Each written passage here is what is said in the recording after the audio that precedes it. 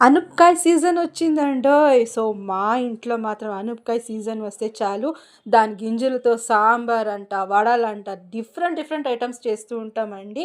So, ఈరోజు మేము ఒక రెసిపీ చేసాం. కానీ గింజలు మాత్రం చాలా బాగున్నాయి.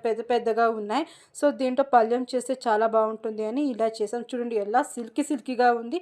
కానీ అనపకాయ విడిచినటప్పుడు కొంచెం ఆయిల్‌గా స్మెల్ వస్తుందంట. అలా ఉంటే చాలా ఫ్రెష్‌గా ఉంది చాలా బాగుంటుంది అని మా నాన్న చెప్పారు. సో, మీరు ఎలా ఫ్రెష్‌గా ఉంది అని మీరు కనపడతారు. మీరు కూడా కామెంట్‌లో చెప్పండి. సో, ఇది ఎలా ఉంది చూడండి. చాలా బాగుంది కదా! దీంతో ఏమేమి రెసిపీ చేసింది మా అమ్మ అంటే టేస్టీ అంటే టేస్టీ. అండ్ మన మైసూర్‌లో కూడా మేడా అని చేస్తారు. అనప గింజలది మేడా అని చేస్తారు. చాలా బాగుంటుంది. 50, 100 రెసిపీస్ చేస్తూ ఉంటారండి. సో, దాంట్లో మీకు కూడా ఒకసారి వీడియో చేసాం. సో, ఇప్పుడు పళ్ళెం ఎలా చేయాలి చూపిస్తారండి. సో, కొంచెం కుక్కర్‌లో గింజలన్నీ వేయించి కొంచెం నీళ్ళు వేసి బాయిల్ చేస్తాం. కుక్కర్‌లోనే చేస్తాం. తొందరగా అవుతుందని అంతే. సో, మీరు పాత్రలో కూడా చేయొచ్చు.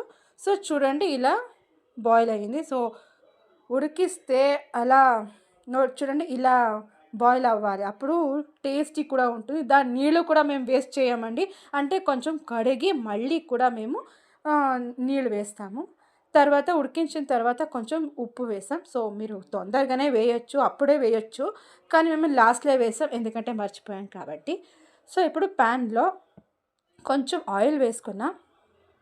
కొంచెం ఆయిల్ వేడెక్కిన తర్వాత అన్నీ కామన్ మస్టర్డ్ అవన్నీ వేస్తాం కదా! సో, కామన్ అవన్నీ వేయాలి.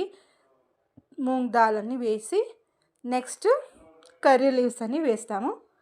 కర్రీ లీవ్స్ వేసిన తర్వాత అరోమాలు ఉంటాయి కదా! సో, చాలా బాగుంటుంది. సో, అది మా ఫేవరెట్ అరోమాలు.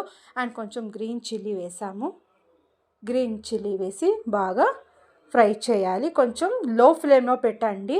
చాలా వేడెక్కిన ఆయిల్‌తో వేస్తే అన్నీ మాడిపోతాయి. సో, కొంచెం లో ఫ్లేమ్‌లో చేస్తే బాగుంటుంది. తినడానికి కూడా రుచిగా ఉంటుంది. సో, కొంచెం ఇంగువ వేసాము. ఇంగువ వేస్తే ఏంటంటే కొంచెం గ్యాస్ట్రిక్ ఇష్యూ ఉంటుంది ఒక్కొక్కరికి ఈ గింజలు తినేటప్పుడు. సో, అది కూడా పోతాయని చెప్పారు. సో, ఇప్పుడు బాయిల్ చేసిన గింజలు వేస్తున్నాం. అనప గింజలు. సో, బాగా వేసి మిక్స్ చేయాలి అంతే. సో, లాస్ట్ ఫైనల్‌గా కొంచెం కోకోనట్ వేసాము. తురుముకున్న కోకోనట్ వేసాము. మేము కొత్తిమీర వేయలేదు. వేసాము కానీ వీడియో క్లిప్ చేయలేదు. మీరు కూడా యాడ్ చేసుకుంటే ఇంకా బాగుంటుంది. అంతే. సూపర్ టేస్టీగా ఉంటుంది. సో, మీరు ఈ సీజన్‌లో ఏ రెసిపీ చేశారో అనిపించదు కామెంట్ చేయండి. బాయ్.